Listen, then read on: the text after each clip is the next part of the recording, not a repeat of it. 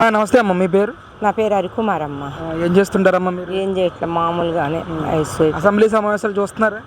చూస్తున్నానండి. ఏంటి, ఎలా అనిపిస్తుంది అసలు గతంలో పోలిస్తే అసెంబ్లీ సమావేశాలు ప్రస్తుతం ఎలా ఉన్నాయి అసలు? చాలా బాగుందండి. ఆయన జగన్మోహన్ రెడ్డి గారు ఉన్నప్పుడు అసెంబ్లీలో ఏమీ అంత ప్రతి ఏకిలి శాస్త్రలో నవ్వులు, ఆయన్ని ఎంత 21, 22 సీట్లు వచ్చినాయి, ఎంత ఏలం చేసి నవ్వాడు. మేము అలా నవ్వేవాళ్ళం కాదు, అలా చేసేవాళ్ళు కాదు వీళ్ళు. నువ్వు అలా దుర్మార్గం పనులు నువ్వు చేస్తావు. వాళ్ళ భార్యని ఎంత అవమానించావో, లోకేష్ బాబుని ఎంత అవమానించావో, పవన్ కళ్యాణాన్ని ఎంత అవమానించావో వాళ్ళందరూ ప్రజలందరూ చూశారు. ఇప్పుడు ఒకళ్ళు చూసి ఒకళ్ళు చెప్పింది కాదు, నువ్వు చేసిన దుర్మార్గాలన్నీ నీ కూడా వచ్చి అందుకనే 11 సీట్లతో ఓడిచ్చారు. కానీ అయినా కానీ నువ్వు ఓర్చుకోలేకపోతున్నావు. వాళ్ళు చేసే పనులు నువ్వేవి ఓర్చుకోలేకపోతున్నావు. వాళ్ళు అంత చక్కగా చేసుకుంటా వస్తామంటే అది అంకబెట్టు. ఈ పూట బస్సు ఎక్కి చూస్తే తెలుస్తుంది.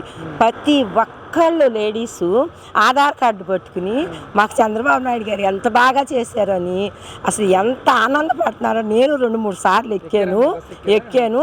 అసలు ఎంత ఆనందం అంటే చూస్తే చెప్పలేని అంత ఆనందంగా ఉంది. అంత ప్రజలు అంత ఆనందంగా ఉన్నారు. జగన్మోహన్ రెడ్డి గారు ఏమో చంద్రబాబు నాయుడు అబద్ధపు హామీలు ఇచ్చి మోసం చేశాడు, ఈరోజు నాకు ప్రతిపక్ష హోదా ఇస్తే వీటన్నిటి గురించి నేను ప్రశ్నిస్తానని చెప్పేసి నన్ను అసెంబ్లీకి రాకుండా చేస్తా ఉన్నాడు చంద్రబాబు నాయుడు అని చెప్పేసి జగన్మోహన్ రెడ్డి మాట్లాడుతున్నాడమ్మా. అసెంబ్లీలో రావడానికి చంద్రబాబు నాయుడు ఎందుకు చేస్తాను? నువ్వు వెళ్ళాక ప్రజలందరూ నవ్వుతారు. నేను చేసిన పనులకి దుర్మార్గం, నీ ముఖం చెల్లక నువ్వు వెళ్ళట్లా. ఇంకెవరు నిన్ను వెళ్ళొద్దన్నారు? ఎవరు చేయొద్దని నీకు మళ్ళీ అవమానించడం మాకు చేత కాదు కదా.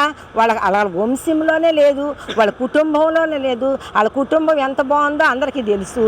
నువ్వు అమ్మని చూడపోయావు, చెల్లిని చూడపోయావు, అసలు ఎవరిని ఒంటి పక్షుకోలే నువ్వు ఇరవీగుతున్నావు. నీకు అసలు ఎవడన్నా ఇలువ చేస్తున్నాడో, నువ్వు ఎందుకు మాట్లాడుతున్నావో నీకే తెలియట్లా.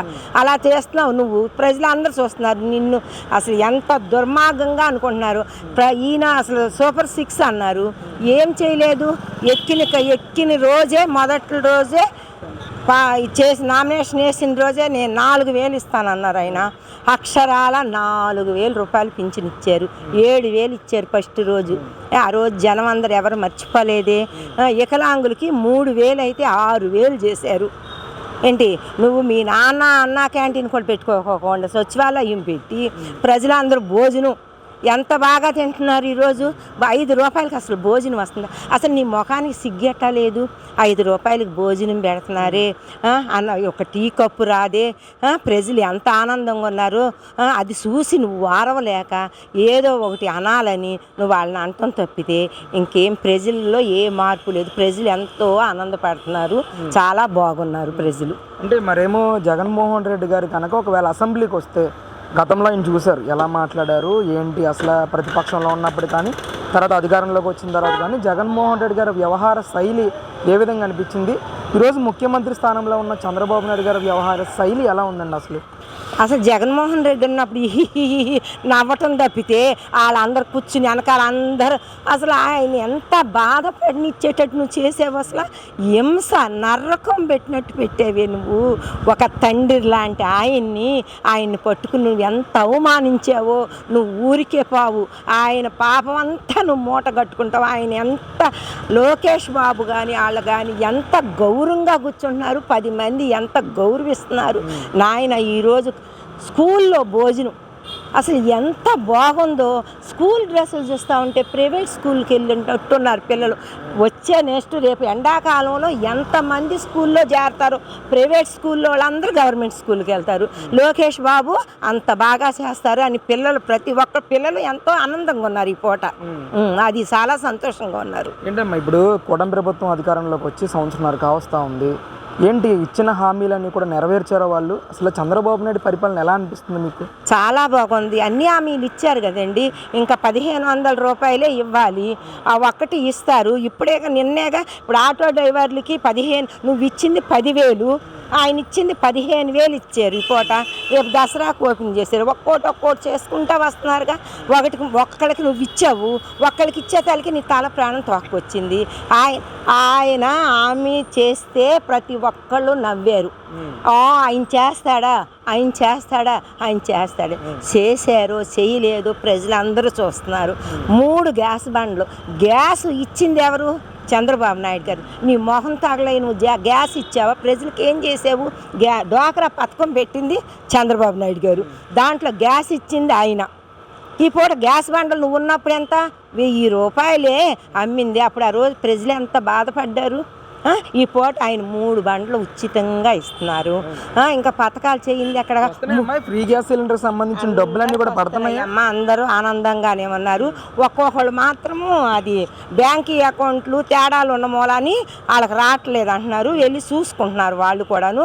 అందరూ ఆనందపడుతున్నారు. 2కి 3కి ఇస్తా ఉండే పథకాలు. ఇంకా పిల్లలకి ఎంత ఆనందం అమ్మా. ఆ రకంగా ఇస్తా ఉంటే నువ్వు ఇవ్వలేదని నువ్వు ప్రచారం చేయటం తప్పితే అసలు బస్సు టిక్కెట్లు అసలు ఎంత బాగుందో. ప్రతి ఒక్కరు ఎంత ఆనందపడుతున్నారు. ఇప్పుడు కొంతమంది బస్సులో ఫ్రీ టికెట్స్ పెట్టిన తర్వాత వాళ్ళు కొట్టుకోవడం కానీ, బూతులు తిట్టుకోవడం కానీ, సీట్ల విషయంలో గురించి కానీ పెద్ద పెద్ద గొడవలు పెట్టేసుకుని ఈరోజు పెద్ద ఎత్తున వైరల్ అవుతూ ఉన్నాయి. అలాంటి మహిళలకు మీరు ఏం చెప్తారమ్మా ఒక మహిళగా? అసలు అక్కడ ఏమి ఇబ్బంది జరగట్లా. కానీ ఏం జరుగుతుంది, నేను ఎక్కి చూశాను, నేను కావాలనే వెళ్తున్నా ఇట్లాగ అంటున్నారని వెళ్ళి చూస్తే బస్సు డ్రైవర్లు కూడా తప్పులేదు, లేడీస్ తప్పులేదు. ఏం జరుగుతుంది అంటే కొంచెం ఆలస్యం జరుగుతున్నది రావటం వచ్చేటప్పటికి వీళ్ళందరూ 10 మంది నుంచుని ఉంటారు కదా, గబగబా ఎక్కుతున్నారు. ఎక్కినా కానీ మాకు సీటు దొరుకుతుందని గబగబా వెళ్ళటం తప్పితే సీట్లు అందరికీ దొరుకుతున్నాయి. చక్కగా కూర్చుంటున్నారు. వాళ్ళ జగన్ పార్టీ ఉన్న వాళ్ళు వీళ్ళని లేడీసు మహిళలు ఎంత బాగున్నారు, రేపొద్దునేమన్నా మనకు ఓటు వేయరేమోనని బాగా సంతోషంగా ఉన్నారని చెప్పి రోడ్డు మీద బస్సు ఆపితే మొన్న ఒక జగన్ పార్టీ వాడు వచ్చి ఇప్పుడు స్కూటర్ మీద ఉన్నాడు. మరి బందర్ రోడ్డు పనికి వెళ్ళే వాళ్ళు ఉంటారు. పనికి వెళ్ళేటప్పుడు వాళ్ళందరికీ బస్సు ఆపాలిగా, ఆపితేనే కదా ఎక్కెళ్ళేది. ఆయన అందరికీ బస్సు ఆపుతా ఉంటే వాడు కావాలని వచ్చి ఏంటి ఇంతసేపు ఆపుతున్నావు బస్సు, ఎంతసేపు ఉండాలి, ఇంతసేపు ఆపి ఎక్కించుకుంటావా అని చెప్పి అన్నాడు. నేను అందుకున్నా, ఏంటి ఆయన నువ్వు బండి వేసుకొచ్చేటప్పుడు ఆ పక్క గొంతులోంచి వెళ్ళు, ప్రతి వాళ్ళు మరి పనులు చేసుకుంటారు, ఉద్యోగాలకు వెళ్తారు కదా, వాళ్ళకి టైంకి వెళ్ళాలి కదా, నువ్వు అలా అంటున్నావేంటి, నువ్వేం చూడలేకపోతున్నావా ఏంటి కళ్ళుతో అని అనేటప్పటికి ప్రజలందరూ అందుకున్నారు. ఆ అబ్బాయిని అందుకుని ఏంటి ఆయన నువ్వు అలా మాట్లాడుతున్నావని డ్రైవరు వాళ్ళందరూ చక్కగా ఎక్కించుకుంటా ఉంటే నువ్వు ఇలా తిడుతున్నావు, చూస్తానికి నువ్వు కళ్ళు చూడలేకపోతున్నావని 4 లేడీస్ తిట్టారు. ఓవరాల్గా చంద్రబాబు నాయుడు పరిపాలన పట్ల సంతృప్తిగానే ఉన్నారా ప్రజలు? ఈరోజు చాలా ఆనందంగా ఉన్నారు. అసలు బాగా పెట్టేవాళ్ళని చూస్తారు కానీ ప్రజలు నువ్వు ఉన్నప్పుడు రౌడీ విజం తప్పితే నువ్వు మాట్లాడితే ఎక్కడ అన్నమాట అమ్మయ్యో ఏంటో భయ్యో మాకు రేషన్ కార్డు ఉండదు, మాట్లాడు పదండి ఇదే ధరువు. ఇప్పుడు ఎవరన్నా అనుకుంటున్నారా? నాయన ఎవరన్నా భయపడుతున్నారా? ప్రశాంతంగా ఉన్నారా లేదా? ఎవరు భయపట్ల. అప్పుడు ఎంత భయపడ్డారు? అది ప్రజలు చెప్పాలి. నువ్వు ఎన్ని అబద్ధాలు చెప్పినా నువ్వు అది ఎవరు నమ్మరు. ప్రజలకి ఏది న్యాయంగా ఉంటే అది బాగుందని చాలా చాలా చాలా బాగుంది.